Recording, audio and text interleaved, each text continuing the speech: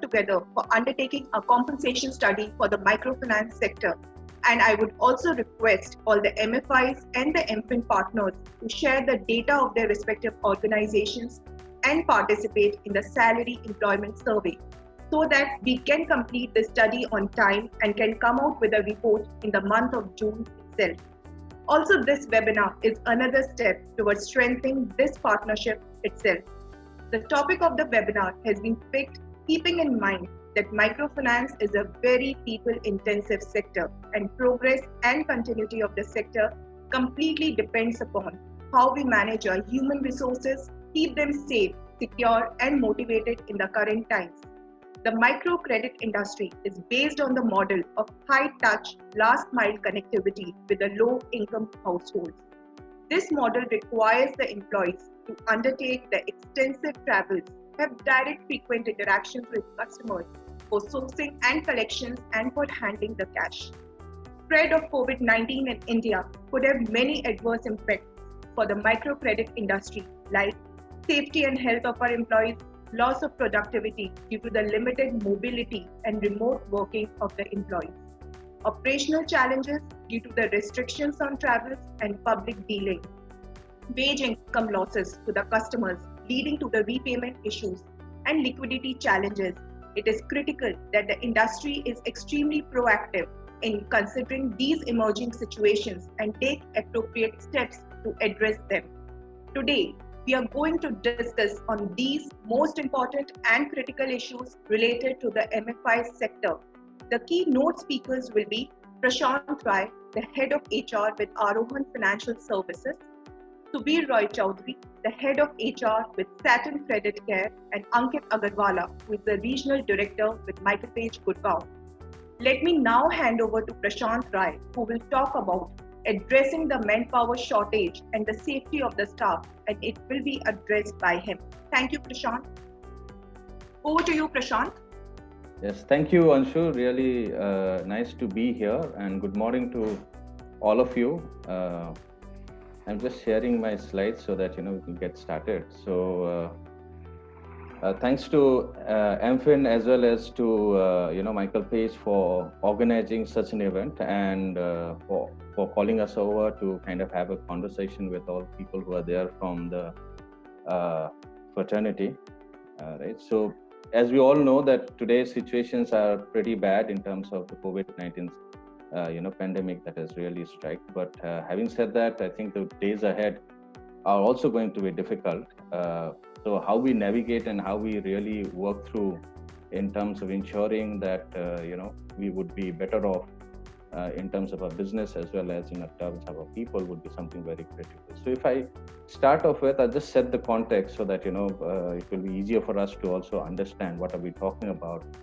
So if you see, the World Health Organization basically talked about COVID-19 being a pandemic situation way back in May 11, 2020.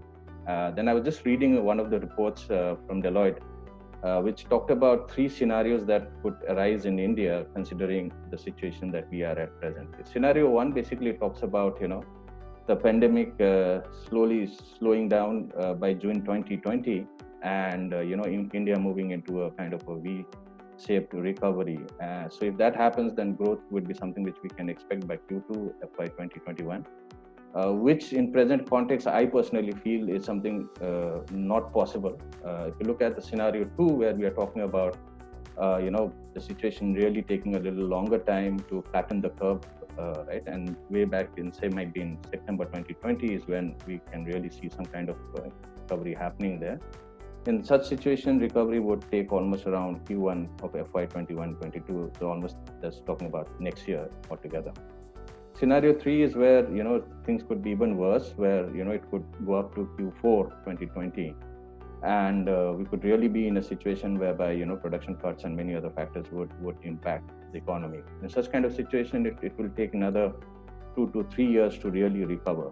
So I think COVID-19 is such a situation which we have never faced in our lifetime, right? And hopefully that we will never face in the coming days as well. But having said that, I think it's a situation where I think all of us are also learning from that process. But we should really be grateful to the fact that our Indian government really came along very well in terms of managing this situation. And if you actually see, then you will find that government actually went ahead to do a lot of activities, whether it be from providing liquidity to the sector, whether it be in terms of government giving necessary guidelines regarding how we should work in terms of our people, as well as in terms of managing situations which could arise, right? Also in terms of looking at medium and small enterprises as well. But having said that, I think there would be some amount of impact which will definitely be there, and there would be a significant amount of impact which could come about in the microfinance space, considering the fact that we are serving people at the bottom of the pyramid or little above that. So if you look at it, one would definitely be in terms of loss of employment, could be something which even CMI talks about it. So almost around 90% of the workforce in India is basically from the unorganized sector. So there we are talking about 23.4% is kind of an unemployment which could come about, right? What is there for sectors like MFI? It could be more to do with workforce optimization, focus on productivity. Those are kind of things which we need to look at. Well, the RBI has given indication regarding the moratorium, and that benefit is there for people to avail. Having said that, there would be cash shortfalls and loss of livelihood for many of our customers, and I think that would be one area which could definitely get impacted. Financial literacy, having said that, our sector is also very vulnerable to media rumors, social activism. There's also a possibility of how the media would basically bring about issues related with people down the line. So in that kind of situation, where there is already a stress which could be there, issues like ringleader issues which is already prevalent in the sector, could further get enhanced because of such kind of situations with the customer. One activity which is definitely going to be of a bigger impact would be on employee and customers in terms of their health and safety. Right? So this pandemic situation has created some kind of a phobia, some kind of a fear psychosis amongst both employees as well as the customers who are there. And I think it's very important for us to give that kind of confidence to our employees. But having said that, I think in terms of how do we prioritize, what kind of communication we are giving to them would be something which will be very impactful. Similarly, I think another important aspect would be in terms of our farm and our labor forces, and especially when you look at our customers, we find that maximum of our customers are agro-based. And today is the time, and now is the time when the harvest seasons are on and the Rabi crops are on. So in that situation, when you are not allowed to go to the field, not do the harvest, that has its own implications as well. Right? So safety and security, as I said, would be a critical aspect for all of us to look at, and that would be something which would definitely define how do we work. So if I look at it from an HR perspective, right, and what are some of the implications that it would have? One would definitely be, in terms of how do we navigate in this uncertain times and be ready for the future. But on the other side, also about what is it that we need to do here and now. So if you actually look at it in terms of navigating the future, I personally feel that the MFI operating model itself would get impacted significantly. Today we have something called center meeting models which are there, where people go to the community, and there are center meetings which are conducted because of social distancing. Many of this model will be tested, right? And we need to kind of think innovatively in terms of how do we really work through in such kind of situations where going into a community itself would be a problem. Second, calling customers in for a center meeting, that could be another important implication that could come about. The second thing is in terms of mental health of our workforce. We all know that almost around 90% of our workforce are very young people. They are working for the first time. This may be their first job. We also have very high attrition levels in our kind of industry. So there, because of the fact that business would be numb to some extent, the AUM as well as growth would be muted because of the COVID-19 situation. There would be fair amount of stress in terms of collection for the workforce, right? And in such kind of situation, how do you manage the mental health of your workforce? How do you give them the required moral support when it is required to? And that would be another important aspect to really look at. as much as our customers, even our employees and their families are also in a bit of stress today in terms of the cash flows, right? And many of those people, I'm not saying that it's something which could arise, but many of the people would also be suffering and maybe taking a lot of credit as a family to sustain in this lockdown period. So when they come back, there are chances that there could be also an increase in the fraud. So one has to be very careful in terms of how do you manage that fraud situation, and also to manage what kind of organizational value systems that you are having to kind of address such kind of situations which are there. Another important aspect, I think, which we need to really think about is the fact that today the whole country is now divided into color codes. So we have got a green zone, we have got amber zone, we have got red zone, and how we kind of work around in this kind of different zones which are there is also something which is very, very challenging for us. And we all know that microfinance has been a sector which has been very regimented in terms of its approach, very top down in terms of its approach, very hierarchical in terms of its approach, right? So whatever has been decided might be at the HO, moves down as a directive down the line, and that's how people really get into the work. But having said that, because of this different situation that could arise because of color zones, every region, every place maybe have different kind of challenges which are there. So in that case, are you able to be agile enough as a workforce, agile enough in terms of HR policies, processes to allow such kind of workforces to work differently compared to, a very regimented upward movement, right? Second important aspect would be in terms of our readiness. And I think one good opportunity which we could seek out of this whole, crisis was the use of digital transformation.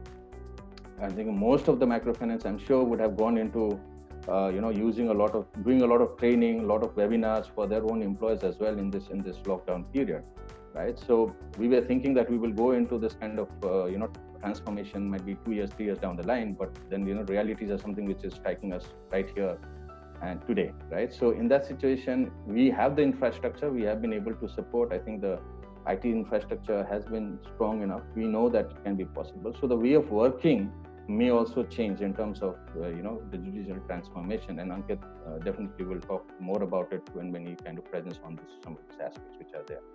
And last but not the least, I think in such kind of scenario where we have crisis, HR has a very big role to play in terms of creating business continuity plans, working very closely with the operations as well as with the management to ensure, how do we ensure that the business continuity is maintained. And we as a sector in microfinance is very, very strong in terms of, people touch. It's a very high touch kind of sector.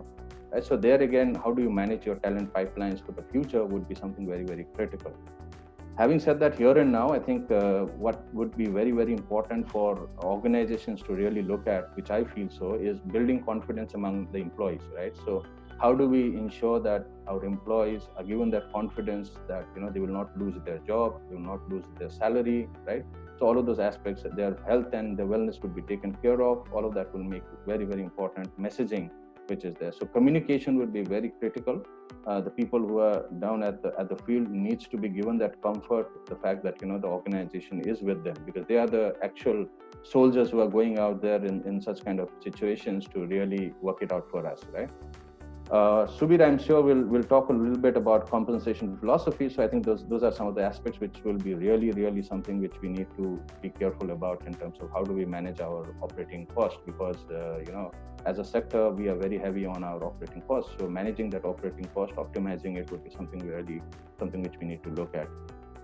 Mitigating risk on staff frauds will be another important aspect, right? And definitely grievance handling. So are we listening? Are we having our ears down at the ground? Are we listening to people, employees, trying to understand from them what are their grievances, what are their problems, and are we trying to really resolve that? Would be something which is an ask from HR, right? But overall, I think from an HR perspective, the important thing would be, are we as an organization showing that empathy which is required in such kind of period? Are we too focused on our process and policies, or are we, because this is something which nobody has faced, so how do we move ahead in such kind of situations will make a big difference in terms of the kind of culture that an organization has, right?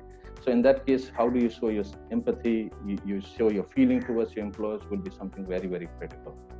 Having said that, this is not something where you would have a solution here and now, but rather I would feel that you have to segregate, and that's how I've done it, to say what a mission critical, something which you need to look here and now for 0 to 6 months down the line, might be 6 to 12 months and thereafter, right?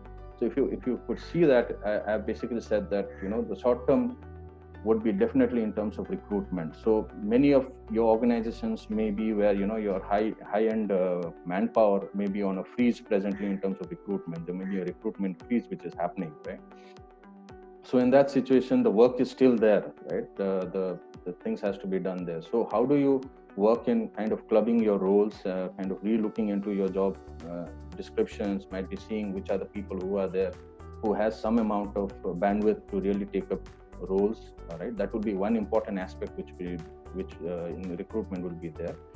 Shortage of manpower would be one very, very critical aspect which would be there. The reason being very simple, that today, many of the field staff may not be willing to come back to work, considering the fact that, they have to, and our model basically talks about, at least 150 kilometers away from the place of residence. So their family may not allow them to come over. So in that situation, how do you work for such kind of models?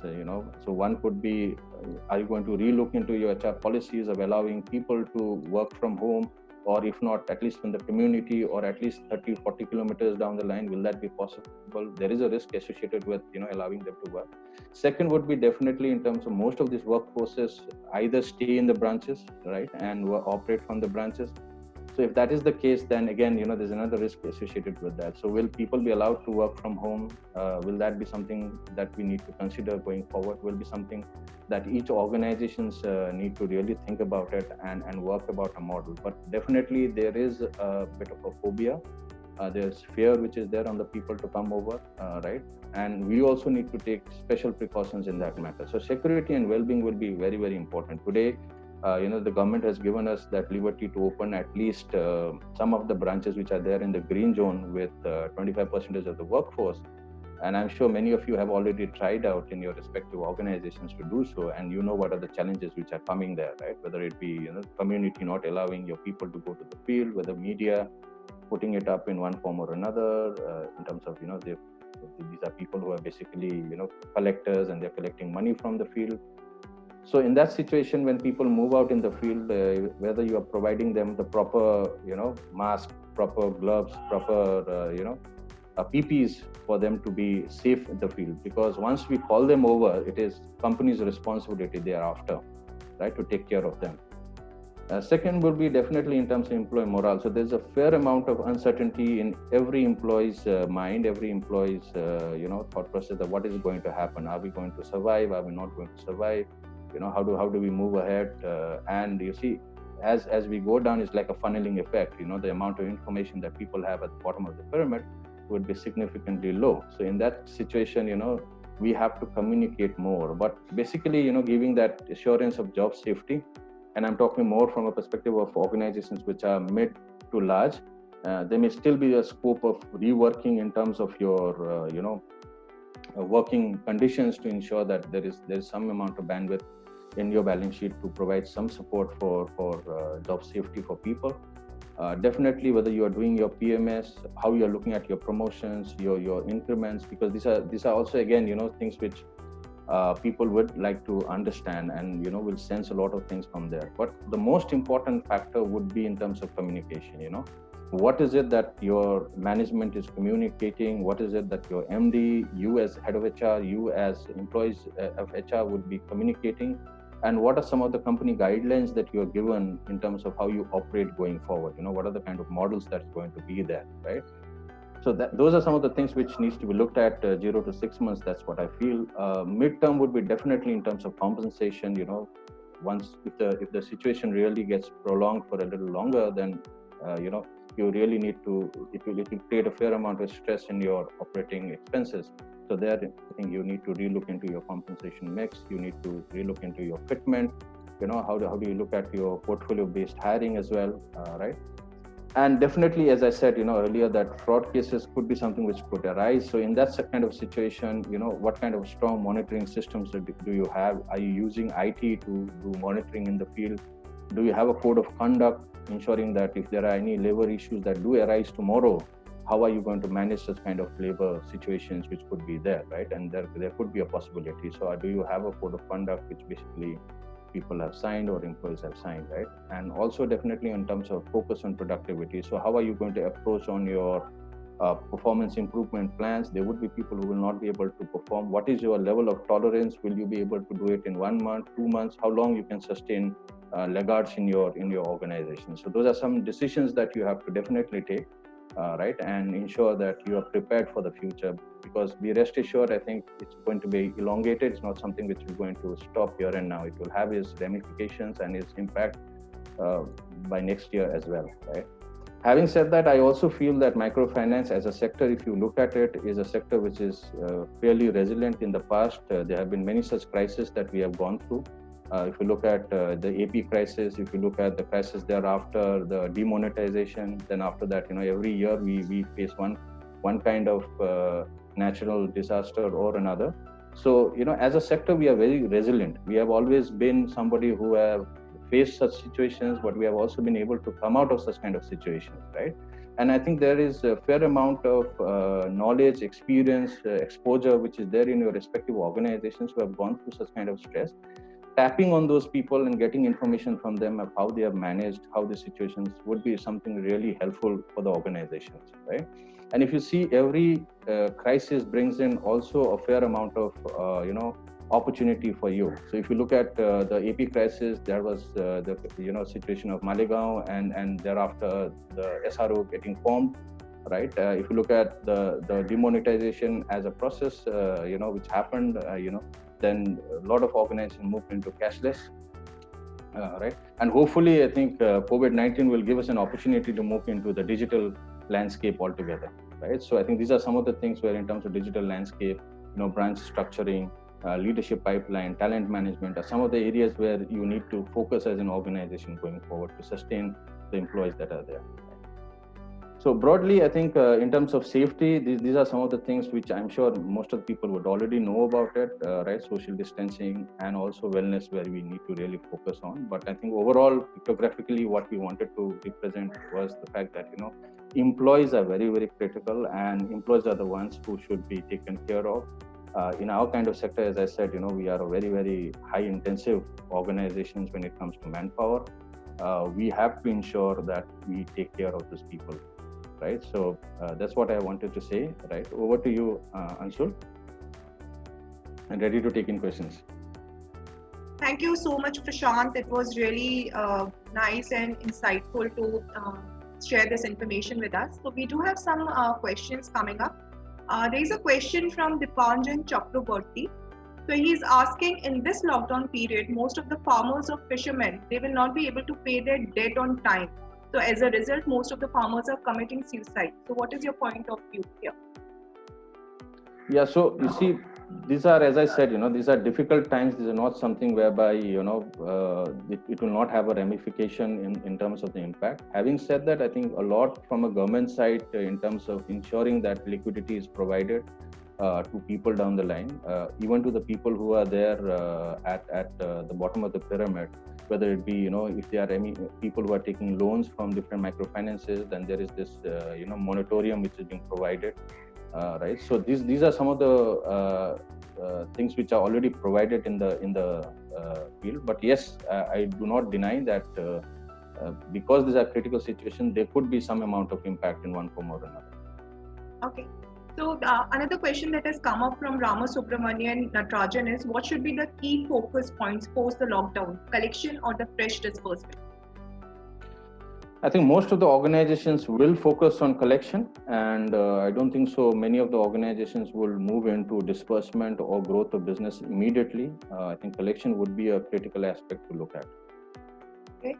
So another question that has been asked is, what are the suitable KPIs for the HR to track in order to gauge how well we are doing in terms of any organization?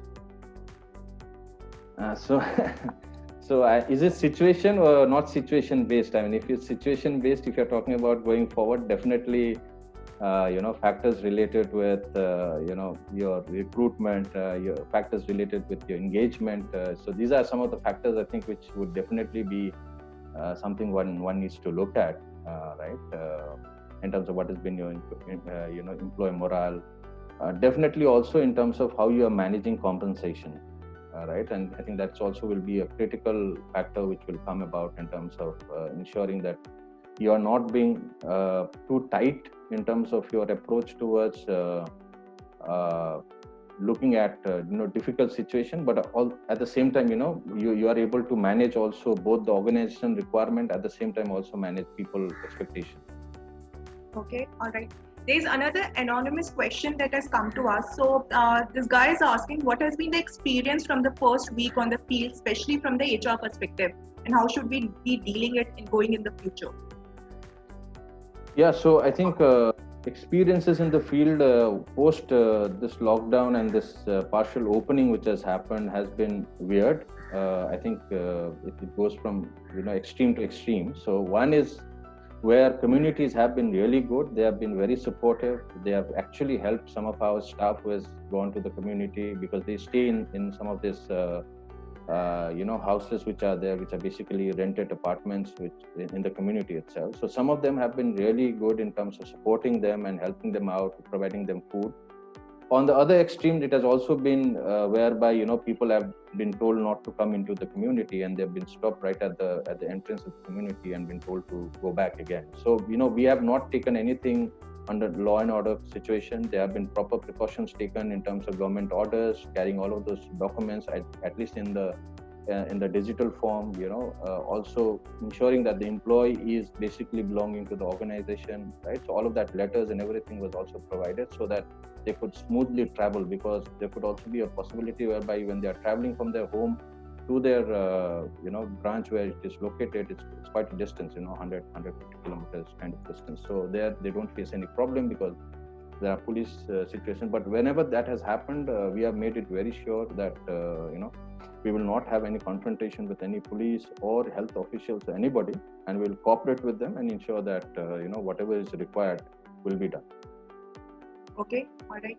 Our last question, Prashant. So this is by an anonymous question that has come up. So the person is asking, what are your viewpoints on the collections process and getting the business on track once the crisis subsides? Since there is a lot of field staff attrition that's happening. Yeah. So I think first and foremost, I think not only the HR, but I think the overall organization, the board itself, are pretty much aware about the present circumstances that we are at, right? And I think communication is happening both ways, upward as well as downward, in terms of what the situation looks like. And there's been a fair amount of understanding that whenever you go to the field, the importance is on employees' wellness and employees' health, right? And definitely business is something which needs to be looked at, right? But at the same time, employees' health and wellness is paramount, is the most important thing, right?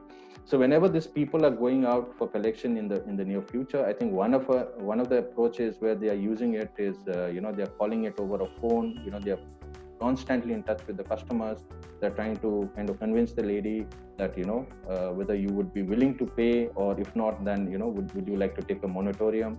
And depending on what the customer is basically saying, and what has been their ability to pay, right? That is how organizations are basically taking a stand in terms of collection. So there have also been cases whereby people have actually come to the branches and said that they don't want to take the moratorium, rather they would like to be a continuous, they would continuously like to pay and not take the moratorium. So those are also customers which are your A-class customers actually.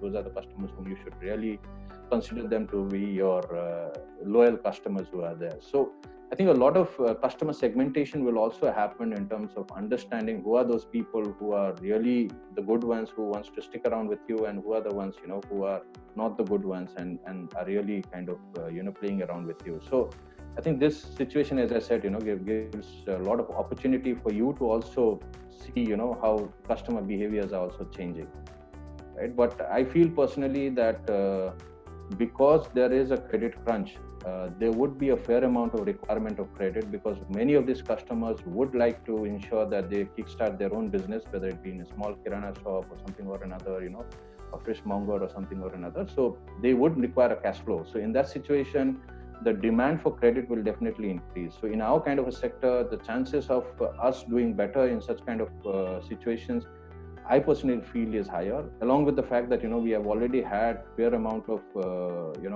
crisis in the past. We know how things will move out. So, we are much better off to really manage the crisis, I think so. Okay. Thank you so much, Prashant.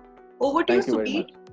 So Subir will be talking about the redesigning of the incentive structure and handling the potentials for the fraud. Over to you, Subir.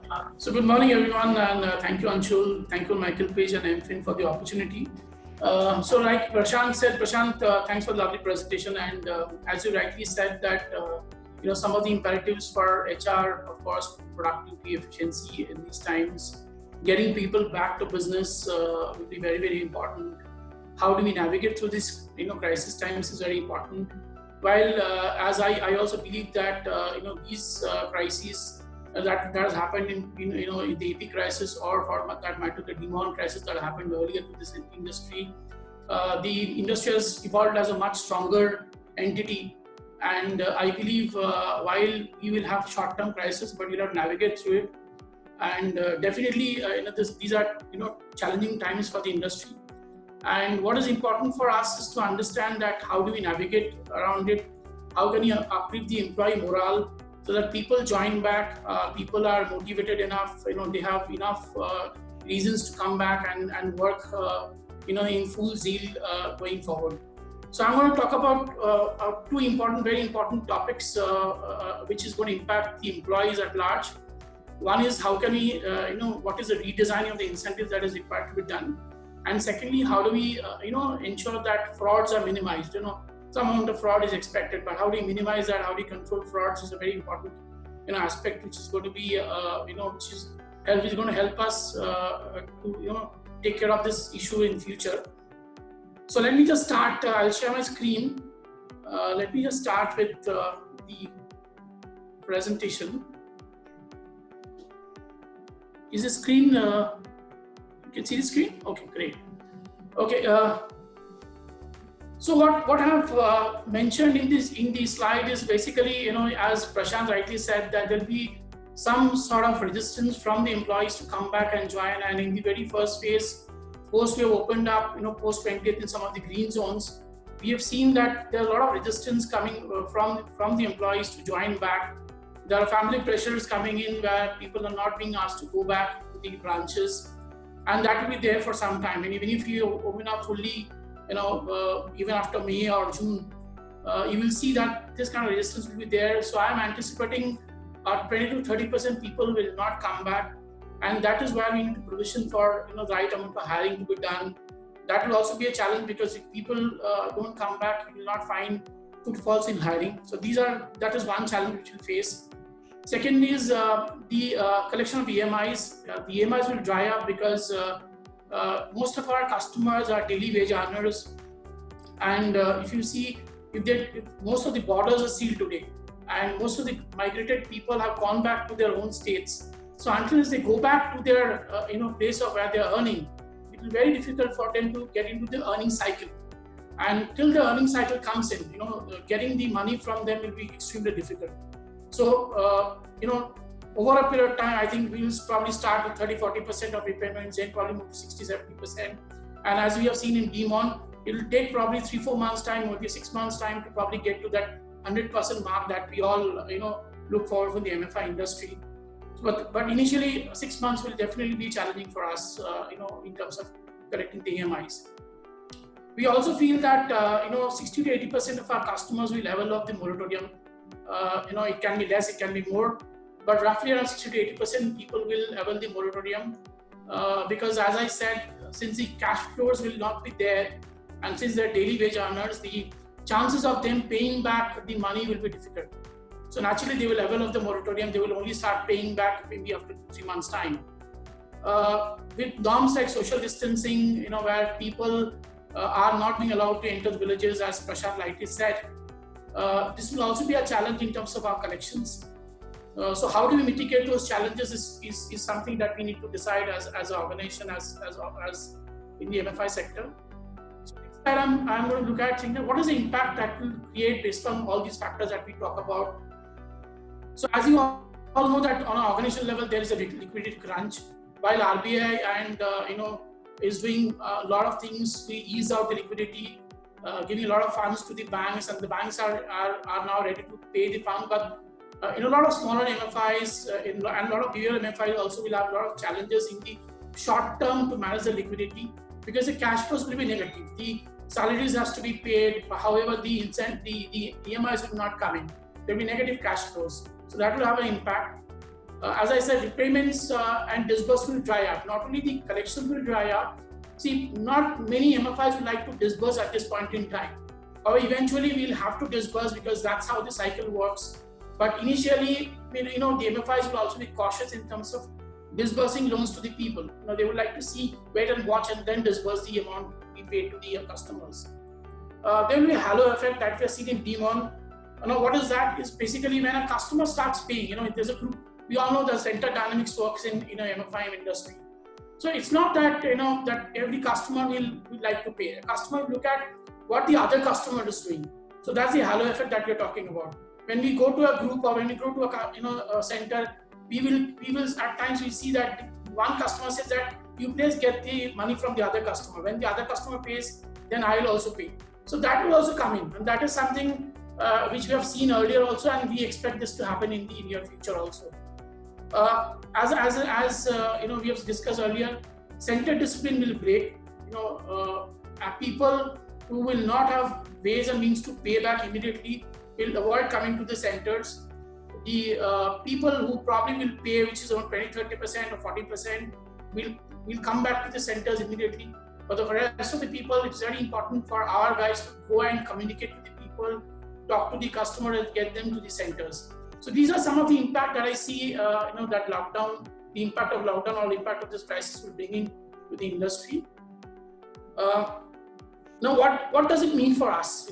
So of course, this will mean that we have standard processes which are being designed to manage center meetings. How do we? So with the social distancing norms in place, how do people go and meet the customers? Do we have a regular center meeting, or there's different ways of doing center meetings? We call smaller groups, of 2 or 3 people, and have meetings like that. Or how do we encourage customer or people to come back?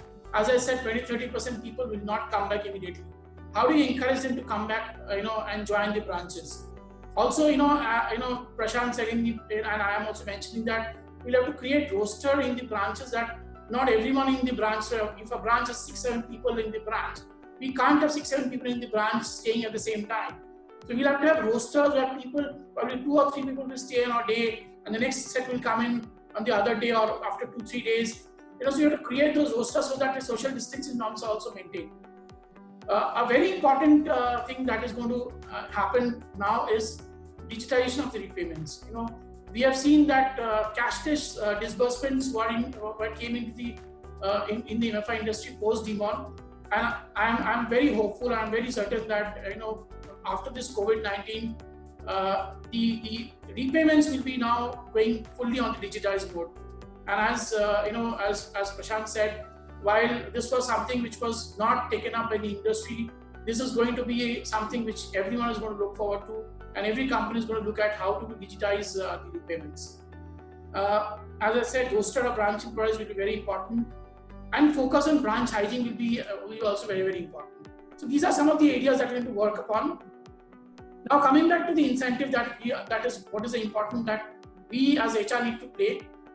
So as I said, as Prashant also said, we want to divide this entire thing into a short term or a mid term. I'm not looking at long term at this point in time, and I'm looking at a short term of 6 months and a long term probably between 6 to 7 to 12 months. Incentives on monthly basis will be a very critical element, because that's going to change the behavior of people. A lot of companies do pay incentives on a quarterly or annual basis, but I think monthly incentives will be something which will come in now. Reaching out to customers and educating them on moratorium. Because see, please understand, we service the customers at the bottom of the pyramid. Not many people are aware of what is the impact of moratorium. While we are talking moratorium, the interest doesn't go off. you still have to pay the interest for the moratorium period. And a lot of customers who are our good customers, and what we have seen since post 20th is that a lot of customers do want to pay, they don't want to avail of the moratorium. But however, a lot of customers would like to avail of the moratorium, but the impact of such moratorium, that the customers will have to still pay the interest, it has to be educated to them, has to be, the awareness has to come, go to the customers. So a lot of education has to go to the customers, and our guys will have to do that. They have to reach out to the customers and educate them.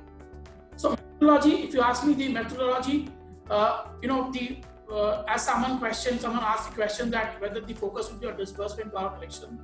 The focus definitely will be on collections to start with, and for the next 3 to 4 months, the focus will be to stabilize the collection first, and then probably look at disbursement. That too, a very small disbursement, not the normal ticket size loans that will happen. Probably people will look at smaller ticket size loans to start.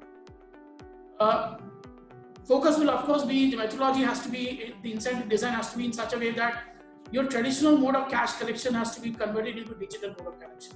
So we need to convince customers to get into the digital mode.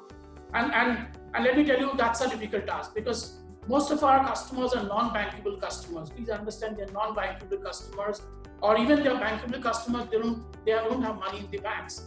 They're daily wage earners. There's a cash flow that comes in. So getting them to keep money in the bank and to then collect them from the bank will be a daunting task. But that's the way forward. That's what we have to do. Design should also enable that we incentivize people on the effort that they're putting to digitize the customers or to bring in awareness in the customers. So we should ensure that the incentive schemes are such that they take care of the extra effort that is put in by the employees at these times. Okay. Some of the other parameters which will decide on the incentive schemes will be the number of customers that probably you need to convert. So if today, for example, if you have 20 lakh customers, if 20 lakh customers, how many customers are you to convert? Or if one person has a 500 or 600 customer span, how many customers is able to convert to a digital mode? So converting number of customers will be very important. Number two, the collection efficiency. So you will not see the collection efficiency of 99.5 or 99.75 coming straight away. It will be over a period of time. So we should focus on how we can increase the collection efficiency. And third, of course, the absolute amounts. So a lot of people, would like to also make a part payment. Will that be a solution to what we are seeking, or we would like encourage people to make the entire full payment of the EMI? So absolute amounts also be one of the reasons, one of the parameters which will help us to design the incentive schemes. Okay. The next is what is a model? So model must exhibit that it is easily understood and interpreted by our people. It should not be complicated. It should be very easily done so that people understand it and people are able to execute it in a very seamless and a faster manner. Okay, because the more you are able, if you make it a very complicated scheme, please understand the guys in the field are around 20-25 years of age. So it has to be very, very easily, easy, and it has to be in such a way that they understand it properly. And it shouldn't be also complicated that that I'm not able to understand how to work. So it has to be easily achievable also. It should not be that something I give a target which is very utopian, which is like I give a target which is not achievable. Then what will happen is that people will not see it as a medium to achieve it. They will say they will not find interest to go ahead and put that extra effort to do that extra work to get that incentive. It should be in such a way that you should ensure that people earn that incentive. It is not about not making them earn the incentive. It is about making them earn the incentive by putting that extra effort. So those are some of the things that the incentive scheme should work upon. How do you design? So ultimately, please understand that the incentive scheme that you design will depend upon the ability to pay or the budget that you have. You can have a ratio. A lot of organizations have a ratio of 80-20. A lot of organizations have a ratio of 70-30, and some organizations also have a ratio of 50-50. Now it is the organization's mandate or discretion to decide whether you want to continue to be a 80-20, to have a principle of 80-20, which is 80% fixed and a variable of 20%, or in these times you tweak the compensation and look at a 70-30. Because what is very important, so if you have a mass, so we work with huge number of people, and this is a very people intrinsic business. You will still find some element of in people where a lot of people would not put their extra effort. Okay, so, and as I said, the company will also have challenge in terms of the cash flows. The budgets, the compensation budgets will be limited. So in these scenarios, would you like to go for a 70-30 principle where you lower the fixed a little bit, but you look at higher incentives so that let people achieve that incentive? You design a scheme so that people achieve the incentive and get that money, other than making it more fixed and lesser variable. Because what will happen is some people, you might have 40% of people who would not put their extra effort. But then you have to shell out your more fixed pay and a lesser amount of variable pay, which will hurt the organization. Rather, in these times, the ideal philosophy can be that you have a lesser fixed, or you retweak the fixed a little bit and have a higher variable, let people earn that variable. But again, it will depend upon the organization to organization. It's how organization likes to plan the designing of the incentive schemes. As I said, it is very important to understand the kitty of the incentives that you have. It is very, very, very critical that if the organization doesn't have a kitty to pay incentive, then probably you need to design the incentive based on lowering the fixed pay and having the incentives. But yes, if you have a kitty more, then probably you can go beyond your budget and incentivize scheme in such a way that you say that if you do 100%, then I'll pay you 120% of the incentive amount. So you incentivize people in such a way that they put that effort to do the extra bit. So that will depend on the budget. However, whatever we do, please understand that there is a perfect balance that you need to derive on the take-home salary. It should not be too weird that my take-home salary comes down to such a level that I'm not motivated enough to go and work in the field. Because as I said earlier, it is very critical for us to get people back to business, get our employees back to the branches, and it is about balancing it very fine so that you don't tweak the composition too much also, so that there's no impact on the take-home salary. At the same time, you ensure that your efficiencies and the productivities go up. So that's a fine balancing act that we as HR we have to do in consultation with the business teams and with the management. So this is all about incentives. Another important area that I want to talk about is frauds. And we have seen post-demon that when these conditions, these kind of situations arise, our people tend to do a lot of frauds. They tend to pickpocket a lot of money from the customers, and then they flee away, they leave the organization, they go absconding, and so on and so forth. So how do you handle that? How do you handle these kind of situations? So one is, of course, it's very important for all of us to understand that a very robust policy is very important. A fraud or a breach of integrity policy is extremely important for us to understand, or to drive this particular agenda.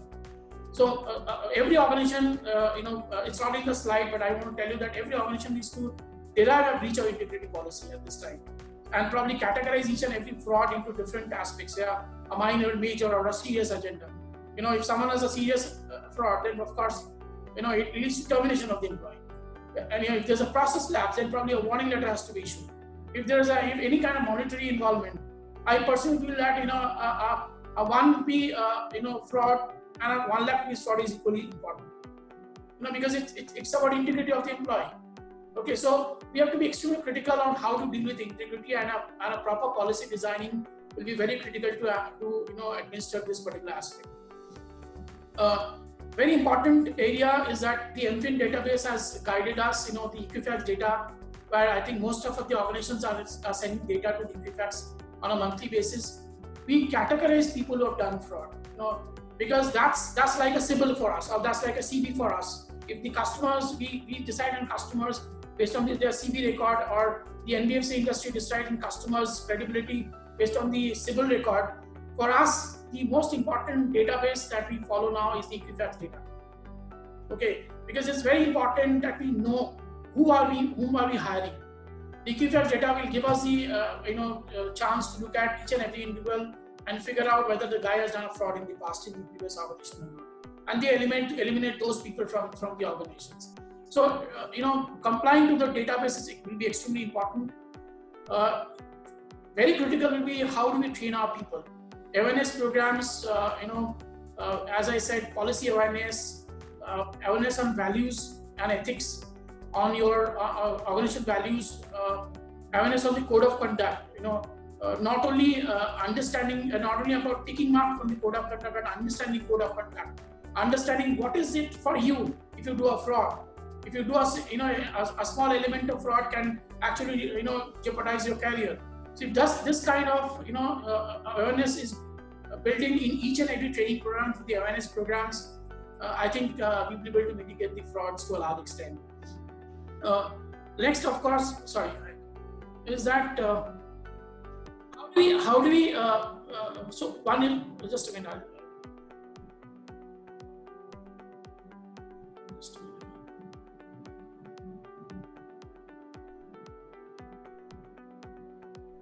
Yeah, so one is, of course, as I said, training. The next is the rigorous audit mechanism. So we have to ensure that that there's a continuous audit that takes place. The audit can be not only by the audit teams, it can be by the business teams also. There's a concurrent audit that takes place everywhere. We have to keep talking to our customers, do surprise audits, because it's very important to understand where the leakages are. And it can only happen when you start doing concurrent audit. We continuously do audits and talk to our customers.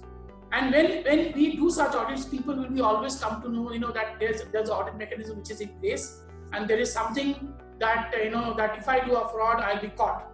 So a very important and a very robust audit mechanism will help us to catch the leakages. And the last but not the least is that how do we unveil the offenders? We generally are people who are very soft in our nature, but let me tell you that there is no reason to be soft with offenders. There's not even reason to be soft with people who are who are doing frauds. So I think it's very important for us to understand that if you do a fraud, then there has to be some way that we look at unveiling the people who are doing these frauds, unveiling names. So through the company intranet or through some other mechanism, we flash out the names of those people who are doing those frauds. It is until and unless we make people feel that you have done a fraud and you are accountable for, and you are the company is taking action against you, this will not come down. It is very important that we unveil the offenders and take thorough actions through our emailers, through certain actions to defame these people. Then only this fraud element will come down in the industry. And I think it's very important that there's a learning from the demon for all of us in the industry, that we understand this and we take cognizance of this and take strict actions on all fraudsters. So that's from my end. Any questions? I would like to take the questions.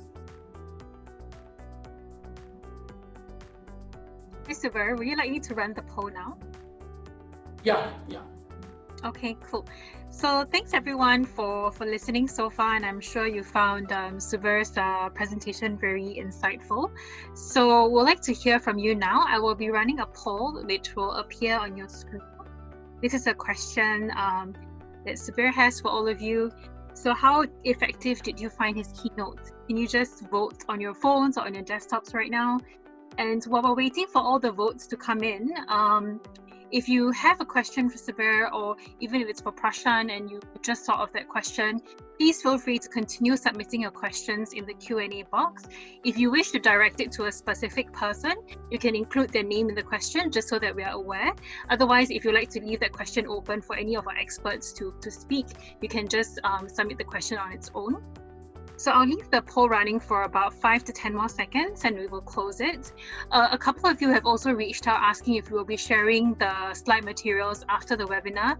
Yes, we will. We will probably share it with MFin, who will then in turn share it with you guys. So no worries on that. You'll be able to refer back to the materials that are discussed in today's webinar. All right, so I think majority of you have voted. That's great. And I'm going to share the results now. Suvir, it looks like you did really, really well. So any questions? I would like to answer if there's any questions. Yes, of course. Thank you, Suvir. So we have a couple of questions coming up. So Bikram Mishra is asking, that we already have a 70-30 breakup in terms of fixed and incentives. But now there is a lot of pressure that the fixed salary should come down to 60 and the bonus should go as 40. So what are your views there?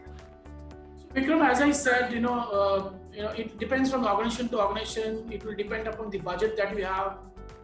It's very important at these times to look at efficiency of our people. And if you can, I would say that if you can design an incentive scheme where this 40% is achievable to 80% of our people through the efforts that they put in, there's no harm in doing that. It's as I said, it's all about how do you balance the take-home salary. For example, if the take-home was of a person was 15,000 including incentives, if by achieving 100% of the incentive is achieving the 15,000 rupees, you can design any incentive scheme which can be a 60-40 ratio also. Okay. All right. So there is another question that has come from SK Hussain Varsi. He's asking, do you see any behavioral changes in terms of going digital at the borrower level, and how these business houses will be impacted by it? So, of course, there will be a behavioral change because as I said earlier that these customers are not bankable customers and they're daily wage earners.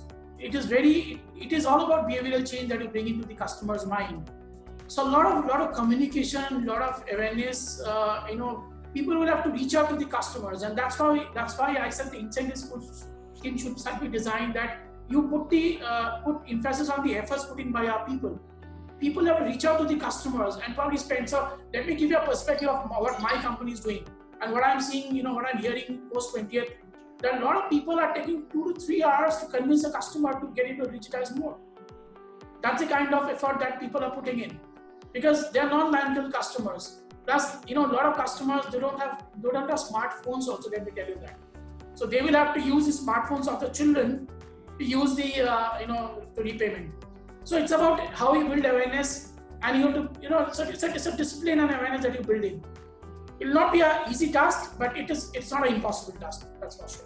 If we can move to a 100% cashless disbursement in the last 1-2 years time post demand, then I think this is also the future that I see going forward. Okay. So there is another question from Prakash Datta. He's asking, what are the areas that we need to focus to avoid hiring of the fraudsters from the industry? So as I said, one is a ref check. A lot of people, so we can of course ensure that you don't, we tend to do a ref check with the referees that the incumbent has given.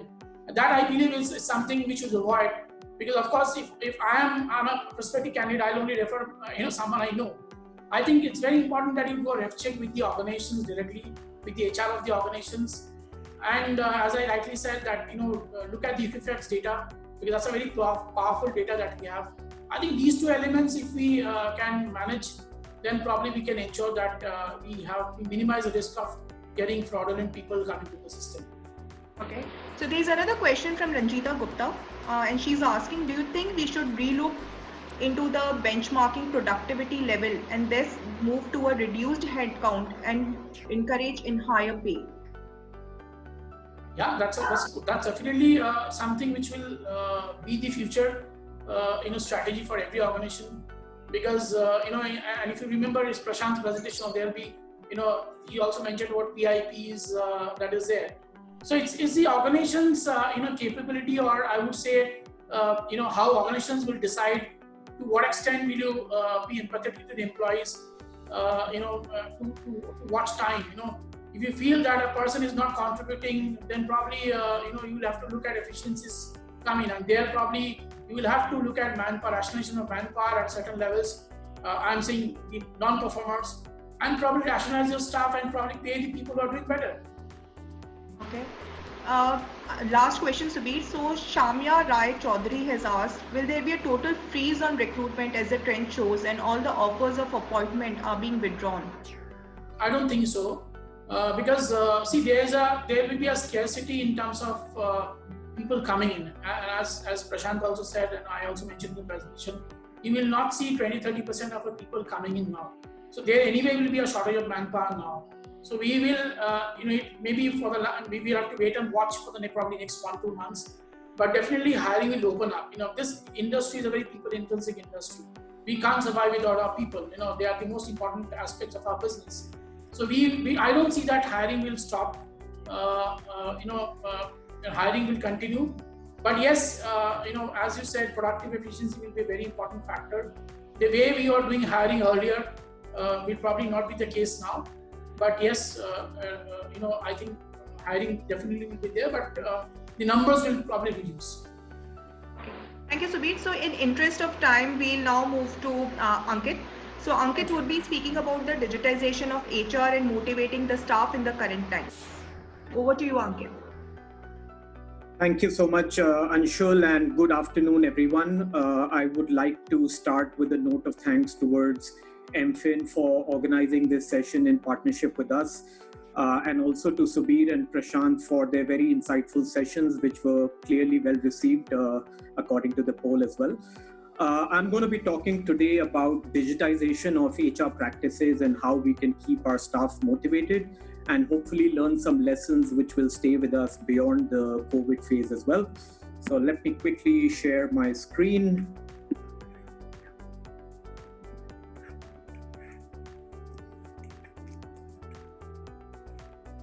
One second.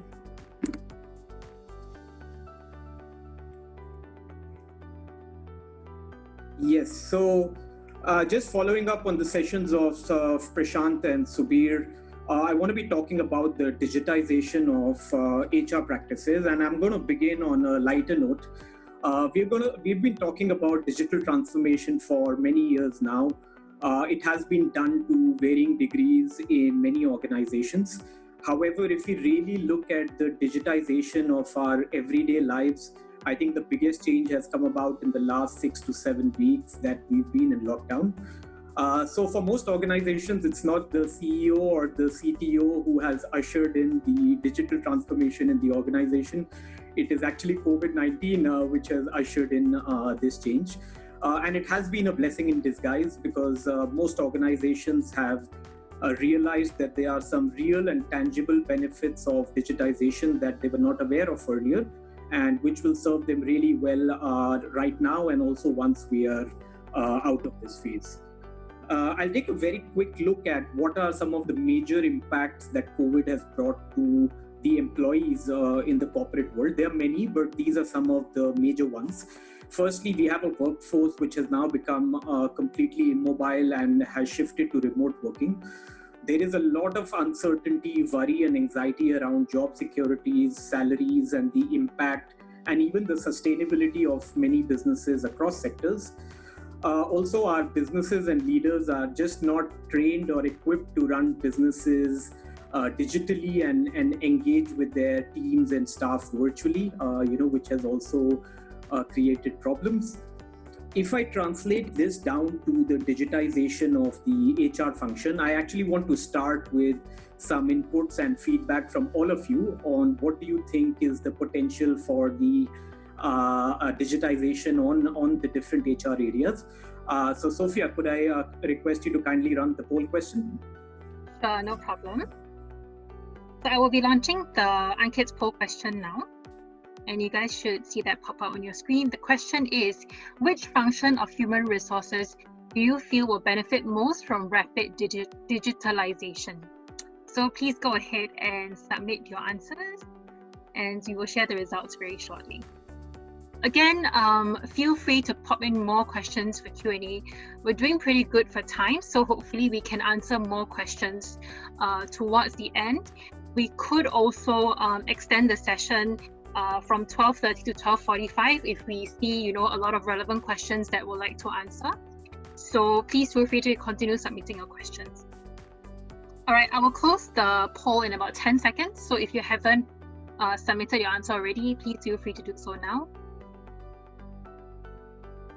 Okay, seems to be a clear winner on one of the aspects. So pretty exciting to share the results. Okay, I will close it in 3 seconds.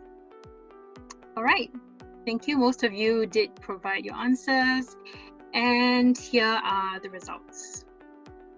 Yes, and I think this is not a surprise as well. I think learning and development is a function which in fact has been most digitized till now amongst all the functions. What we've seen is that as the poll reflects, there is actually scope for digitization across pretty much every HR function.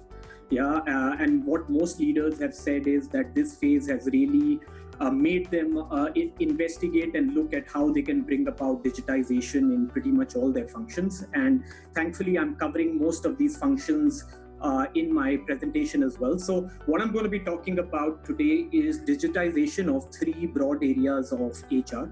The first is recruitment and onboarding, and I saw that there were some comments and questions about recruitment which came earlier as well, which I'll try to address. The second area, which was the winner in the poll, is the learning and development, or the training and performance development. And the third area, which is extremely important right now, especially in the COVID times, is employee engagement. And I'm going to share some best practices in terms of what we've seen from various organizations. So jumping straight into the recruitment and onboarding aspect, Michael Page recently did a survey with more than 500 organizations across sectors to get their feedback on how much of a digital adoption that they've had. And we were actually pleasantly surprised to see a lot of the results. So when we asked our partners how many of them have started interviewing digitally, more than 3/4 of them said that they're starting interviewing digitally, and the ones which said that they haven't said that they will probably seriously consider doing so in the near future. Some of the comments and learnings which came from companies which are doing it was that digital interviews offer clear advantages of faster turnaround time and reduced cost, and hence are likely to pick up pace. To look at some examples, there were candidates who used to be flown down between cities or even to different countries at various stages of the interview process. Most organizations have realized many of these are not necessary. They don't need to spend big bucks doing that and flying candidates on business class to different locations. So I think what we're going to see even post-COVID is a big revamp on that front. The second question we asked our partners was, do they do digital interviews only for initial stages of the process or for all interview stages? And again, we were pleasantly surprised that almost 70% of our partners said that they're doing this for all interview stages. Some of the best practices which have emerged from here are spending more time with candidates to gauge their soft skills and body language in digital interviews, because this is one aspect where perhaps digital interviews have a bit of disadvantage as compared to face-to-face interviews. So when you're doing these digital sessions, don't refrain from spending more time to gauge the softer aspects of the candidate and ensure that the values of the candidate are aligned to the values of the organization. The second learning was that time should be taken to do the digital interviews properly, to give a company background, to give a vision of the organization, to give an idea of what is the role, and they should not be rushed into, because just like face-to-face interviews, it's a two-way street, and it's very important to set the brand of the organization very well, and hence post-interview engagement also becomes very, very important in digital interviews. The next question that we asked our partners was, and a very important one, how would you evaluate the effectiveness of a digital interview compared to a face-to-face interview? As you can see, more than 60%, actually 67% of them said that it was just as effective or maybe even more effective than face-to-face interviews. I think the ones which are more effective were organizations doing more of volume hiring. But even for the rest, what they did as best practices during the digital interviews was to increase the number of interactions they are having with candidates before they arrive at a positive hiring decision. They realized that this can be done very easily through digital means. So having more interviews with line managers, cross-functional leaders, even their potential peers, to get more data points before a hiring decision is made. Conducting more reference checks, using tools like psychometric and leadership assessments much more proactively than before. These are some of the things which are being done to get maximum comfort before hiring a candidate through a digital interview. Lastly on this, we asked our partners how many of them have been digitally onboarding new joiners. So almost 70% of them said that they've been already doing so in some shape or form, either for everyone or for senior candidates. The learnings from there were that it's essential to communicate in abundance to all the new joiners. Make them have as many sessions as possible with the business, because they don't have the opportunity to get a feel of the company in a face-to-face manner. So make sure there are as many interactions organized. Some may be business, some may be casual, but the more they interact in the first few days, the better the feel of the culture that they will get. So these were some of the learnings that we got on the recruitment front. Moving on to the learning and development, or the training and performance development function, one thing is clear: there will never be a better time for skill development. This is what all the leaders have learned in this phase. So if you are a HR leader in your organization, it's definitely a good idea to invest in e-learning, both for your corporate employees as well as your field force employees, because both will benefit from it. It's a good idea to identify relevant certifications which will help your employees and facilitate these through external bodies if need be. One of the complaints we always have is that the business leaders are not able to devote enough time to participate in the training as well as give their inputs on the content. This is the best time to do so, because business leaders have more bandwidth, so please get them involved in the training and the content. A number of external service providers are available to tailor your e-learning programs exactly as per your need. So make sure you don't miss that opportunity. Also, the lockdown happened in March and April, where a lot of the appraisals were due for many organizations. So what most organizations have done now is started doing virtual appraisals so that they don't delay these any further. There are again a number of online tools which are available to be able to do virtual appraisals if you don't already have one. So please do not delay these in your respective organizations. Moving on to the final aspect of employee engagement. Our survey also asked organizations what was the biggest concern for their internal employees right now. The biggest one actually was anxiety over the financial and business continuity, and the need for proactive communication on these aspects. The second highest one was the mental health and well-being, followed by personal job security and remote working arrangements. So if you see, the biggest concern for about 60% of the employees was around proactive communication around business and financial continuity, as well as the mental health and the care that we are providing.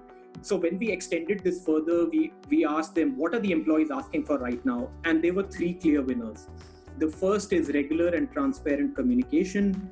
The second is care from the organization towards their employees in various forms, which we will briefly look at. And the last is just creation of a fun and light-hearted working environment so that people can tide over the kind of anxiety which exists today in the market. So we first looked at what organizations are doing for the regular communication. So a lot of organizations have started doing very regular company-wide communications or virtual town halls so that employees can transparently be conveyed what is the business impact and what is the rationale behind the business decisions that are being taken. Remember, the business decision your organization is taking may be logically sound, but it is only as good as the buy-in that it receives from the employees.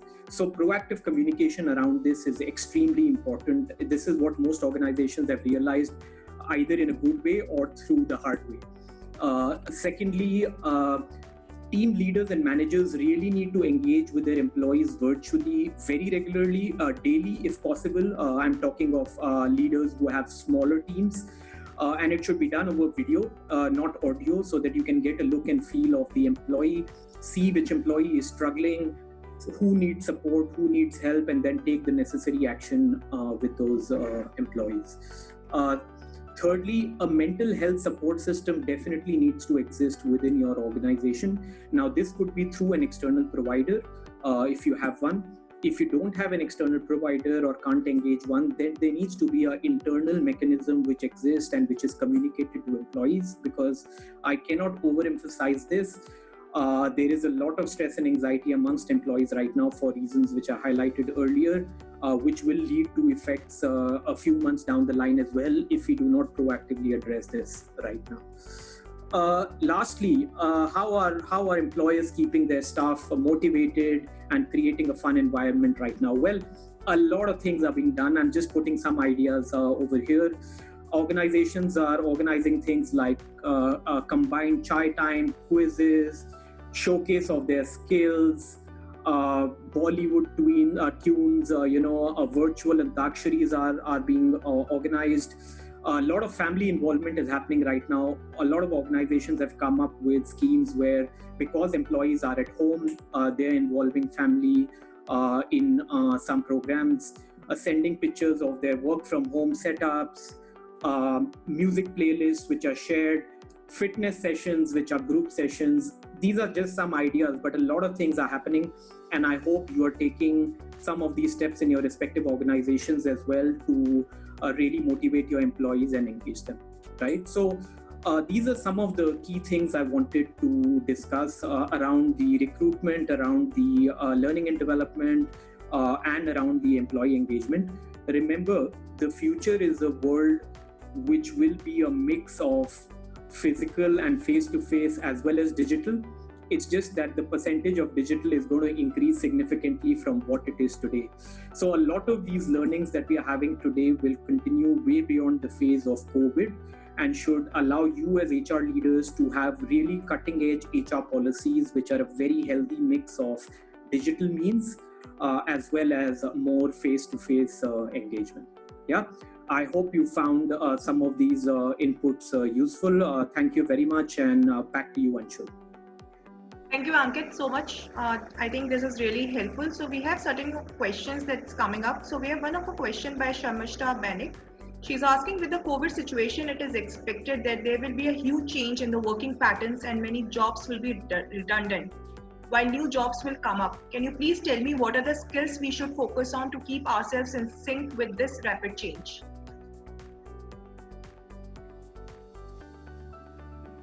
Anshul, who is this question for? This is for you, Ankit. Okay, could you please repeat it? I didn't catch it. So this question has been asked by Shamishta Banik. She is asking, with the COVID situation, it is expected that there will be a huge change in the working patterns and many jobs will be redundant, while new jobs will come up. Can you please tell me what are the skills we should focus upon to keep ourselves in sync with this rapid change? Yes, and that's a very, very good question.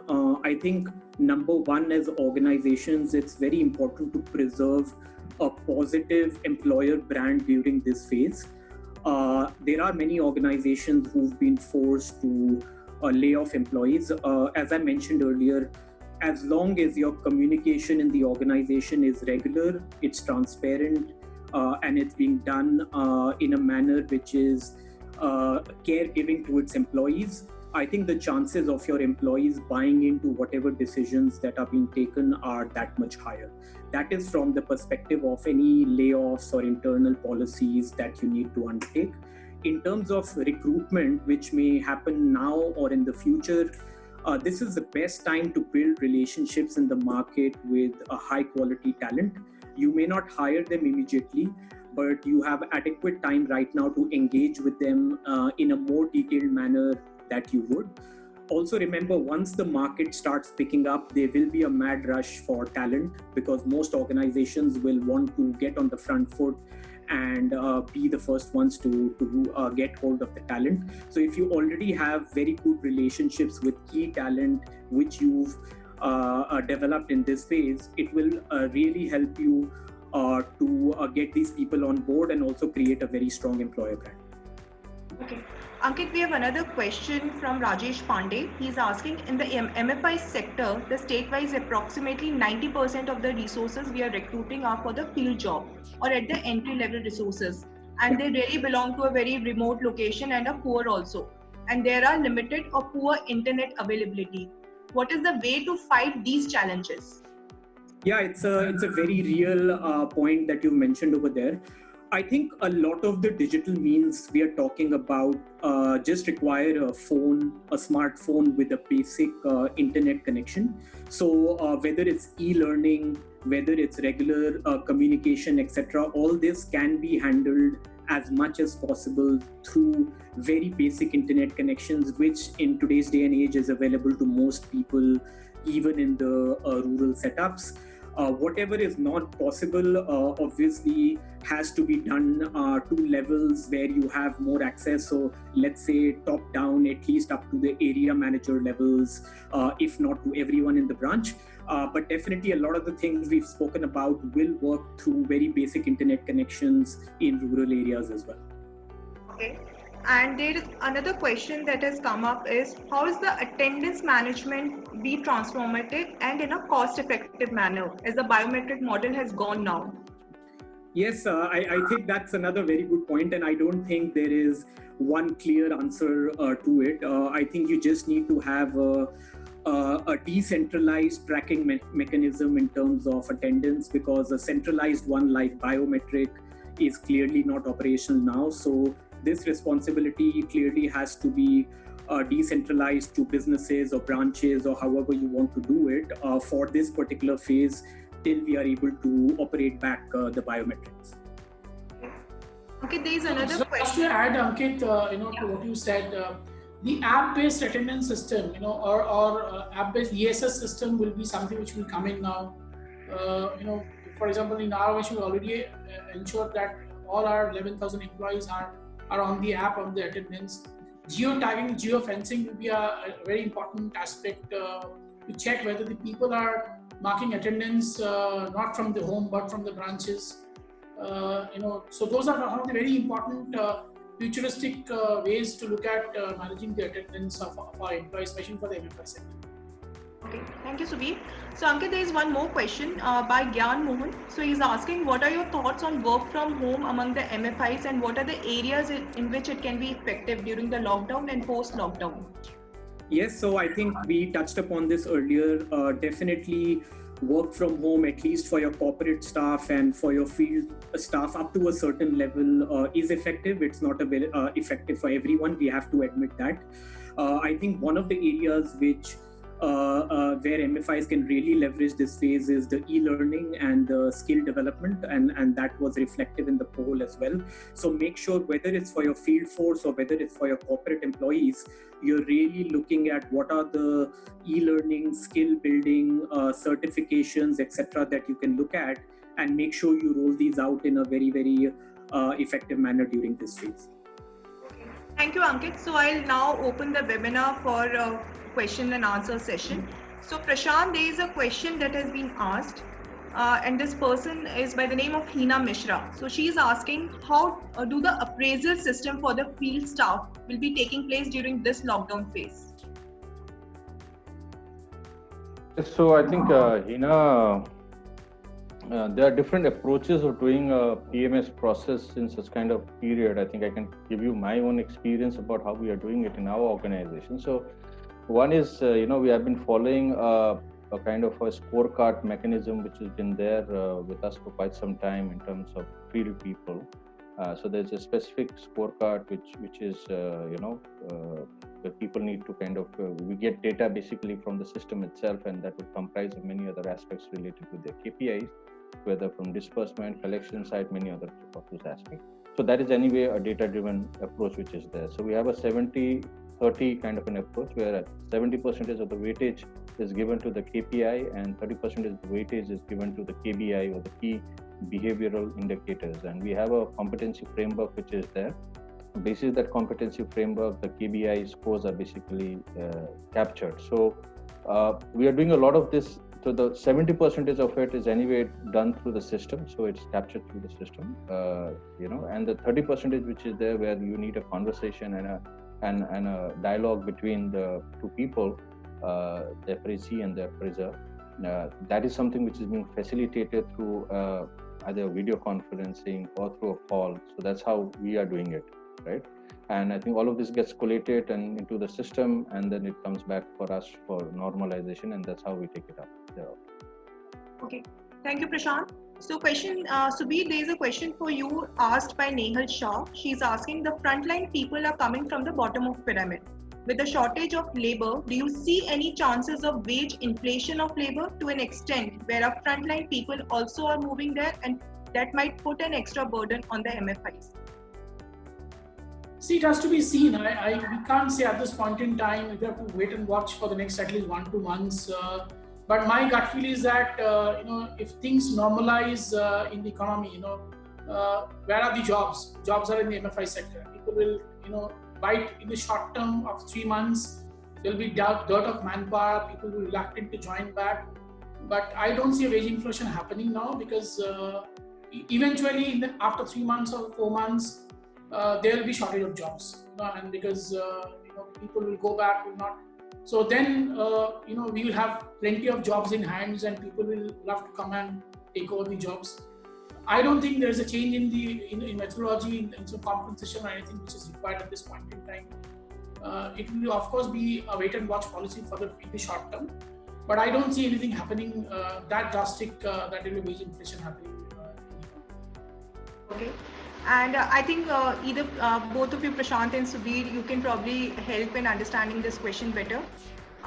Post-lockdown, can we develop a work from home policy? And if yes, then which are the departments where it will be implemented the most? So I tell you that we have been I've been a little progressive in terms of the approach. We already have a policy and Aarohan in terms of work from home. So initially we had started off with all the ladies giving them at least 2 days to work from home. Then we said that we want to be gender neutral and also allow male folks also to take 2 days of work from home. So today we have already a policy whereby both male as well as female can take 2 days in a month as a work from home. So as a policy we already have that. Having said that, I think going forward the objective in terms of work from home would be I think that the behavioral aspect is something which needs to be managed, right? So because there is a lot of indication which comes from people to say that are they really working from home, or is it just an extended leave which is there, or is it something which has been provided by the well, the objective of the organization is to ensure that the person works. But having said that, again, whether the reporting manager really is accepting the fact that work from home, we actually work from home, or is it more of a leave? So I think it's more of a mindset issue which is there, which needs to be addressed first, rather than first having a policy. But definitely, I think it's something which is round the corner, and I think it's going to be something which will be implemented. Having said that, there is also some amount of challenges which would arise because we are a very field-oriented organization. Almost around 80 to 90% of the sector itself is very field-oriented.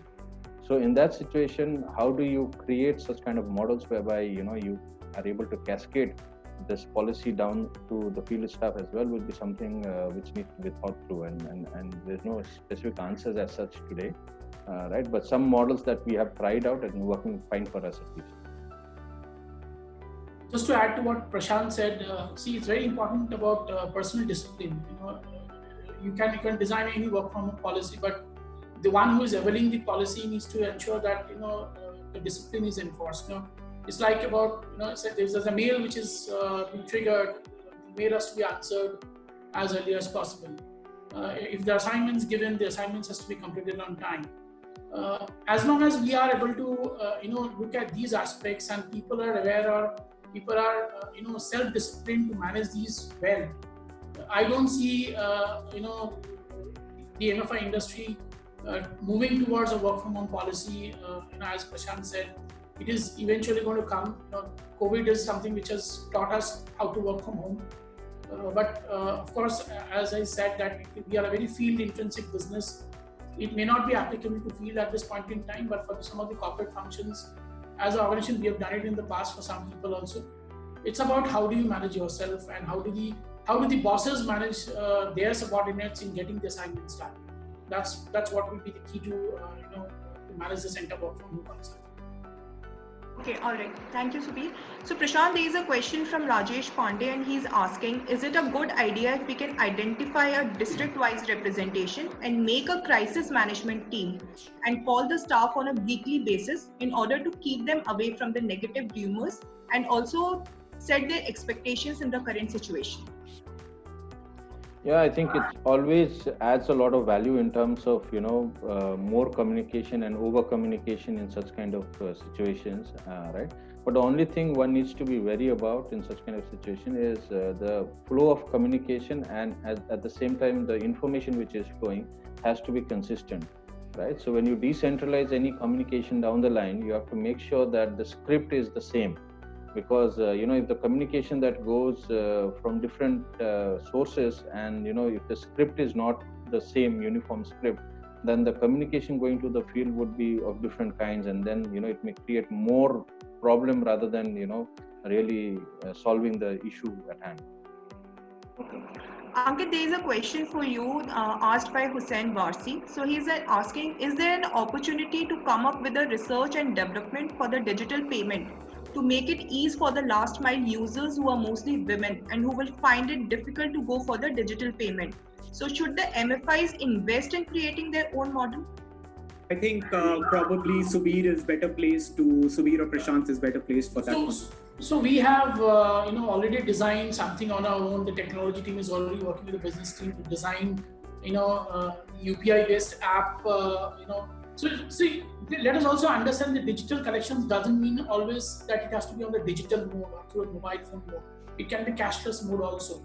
It is simple. You can have a simple ECS, and the ECS can hit the bank on a particular day, like all of us who have taken personal loans do it.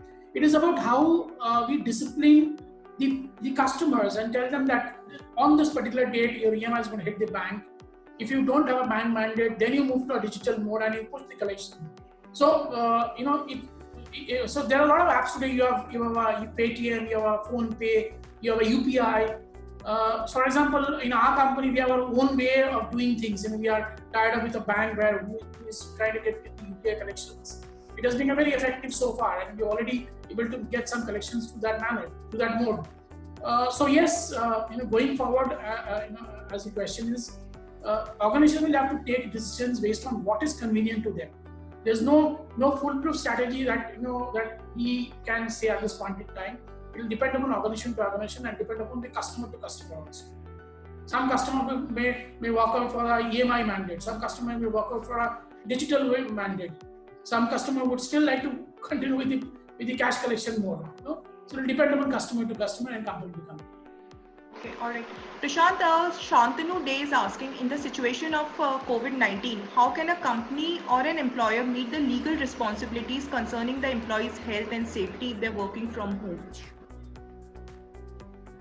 So what kind of legal implications, we are talking about? I think that if you could clarify, and that would be useful. But if I understand it well, in terms of whether it is on the PF, ESIC and other claims, if that's something which is being talked about, then I think there's already a directive which has come from the PF authority as well, in terms of payment or delayed payment of PF also.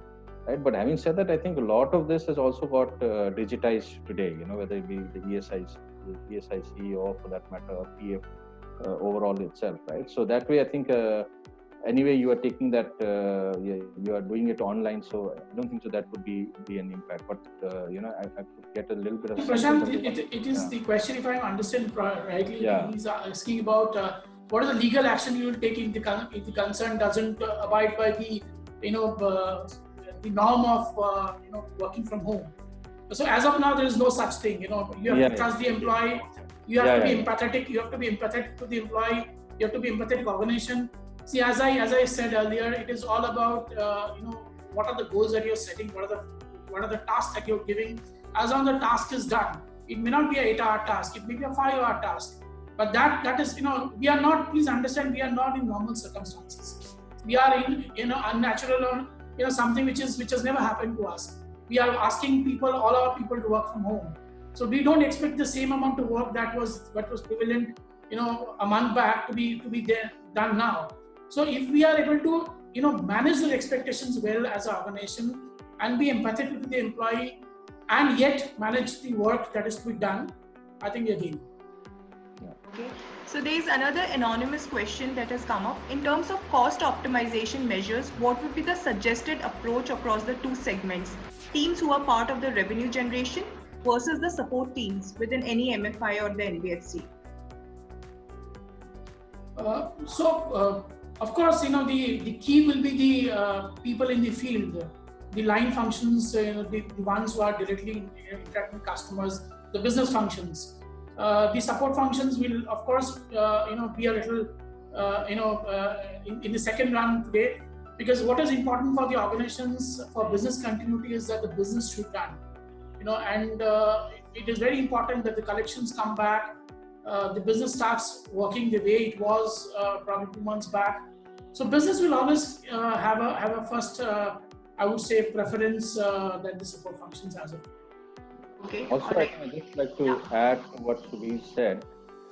You see, in terms of also cost optimization approaches which an organization would take, first approach would definitely be into, say, your overhead cost. And while you have manpower being high, but also first I think it would be in terms of whether it be your admin cost, travel cost, many other such factors which would be the first approach to look at where you can actually optimize a lot of your costs. So if you are able to manage with that and at least drag for some time, then and also look at your efficiency in terms of overall workforce, and see that those people who are at your already not non-performing, I think those are the first ones which will be the approach to kind of really target them. Thereafter, I think it will come to the real self. But by that time, I am sure things will improve and you will be able to work out a plan.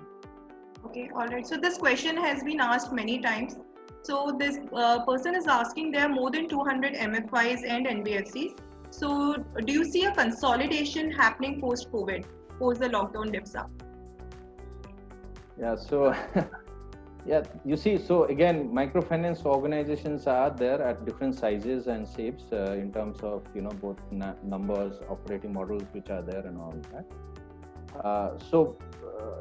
As we said that we are in a bit of a difficult situation presently. It all depends in terms of your net worth, in terms of your investors, in terms of your overall scope and your strength on your balance sheet to really manage the situation which are there going forward. So definitely for those players who are at the bottom of the pyramid in terms of the overall structuring, small players will find it a little difficult to kind of manage such situations. And yes, there could be a chances of consolidations that could arise. Okay.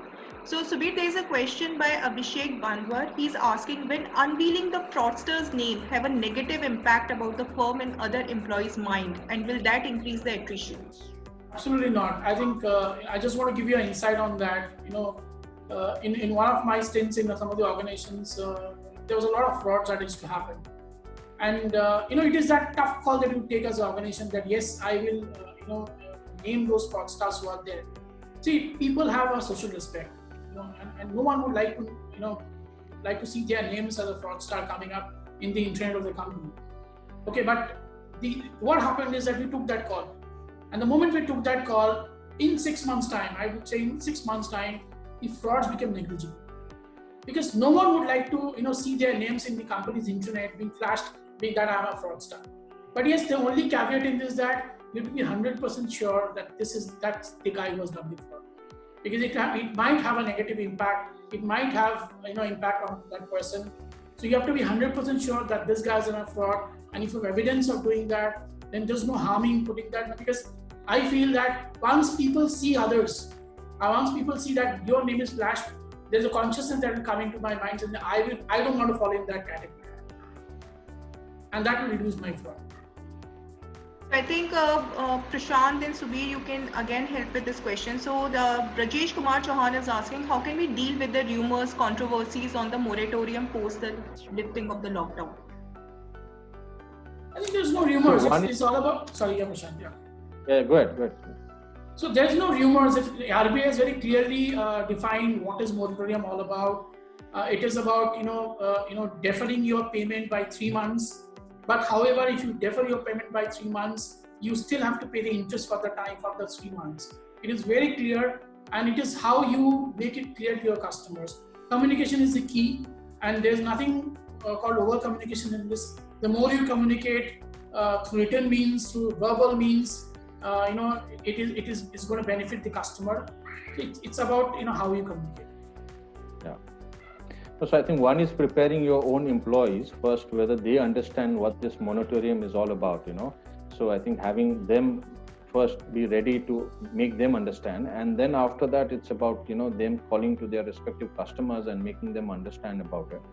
right? And then telling them that what are situations and how it will impact them in the long run. I think that is something which is very critical. But here, I think the most important thing is being very, very transparent in your communication, not keeping anything hidden, because tomorrow you see a customer coming to know about it after the 13th or the 14th month about what was being said, and what is being said today, here and now, is something which is very critical. Yeah, the best way to probably give an illustration in a piece of paper and make him understand that. Customers will, if you give me a piece of paper through illustration, that this is what the impact is, they will understand it better. So one last question before we wrap up the session. So this question is by Niladri Chakraborty. He's asking that those MFIs who are eager for conversion more to the small finance bank, what will be their approach now? So, you see, a small finance bank is a different model altogether. I mean, it has its own ramification, it has its own pluses, and it has its own minuses. Second thing is also, I think it's important to understand why would an organization go for it. So one is the depository money which is there, which could be one factor which could play out, right? But in such kind of situation, I'm sure people will think really deep in terms of really moving into a new model and trying out things presently, right? It's more about sustaining and being where you are, and if that's your core competence, and then kind of working towards it. Okay. All right. So I think we had a very good session, but in interest of time, we'll have to wrap up the session, and all the unanswered questions can be taken on a one-on-one level. So I would like to thank everyone for their valuable inputs, and I hope and believe that today's session has been a good platform for exchanging views on the impact of COVID-19 in the microfinance and the credit sector. So also I would want to make one request that I made in the beginning, since we are doing this salary compensation survey along with MFIN. So I would request all the MFIs and the partners to share the data as soon as possible, so that we can come out with this report in the month of June itself. And this report is going to be very helpful in the current crisis. So please share as much any organizations left out for the data. Thank you so much. Have a great day. Thank you. Thank you very much. Thank you. Bye.